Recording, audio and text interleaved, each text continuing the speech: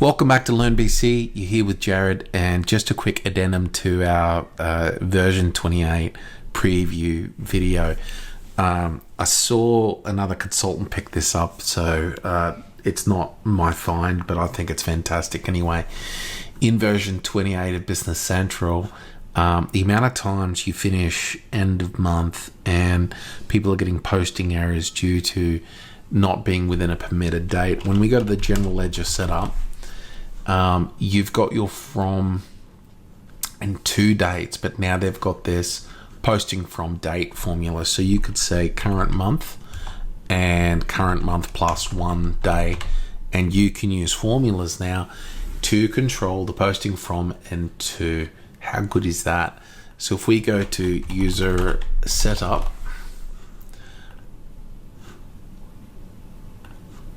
giddy up, there you go. Allow posting from date formula. That is going to be massive for a bunch of customers that get frustrated having to change hundreds of users every month. Super cool, Microsoft. Super happy. That's going to make a big difference. There you go. Allowed posting date from and to using formulas with Microsoft Dynamics 365 Business Central Release Wave 1 in 2026.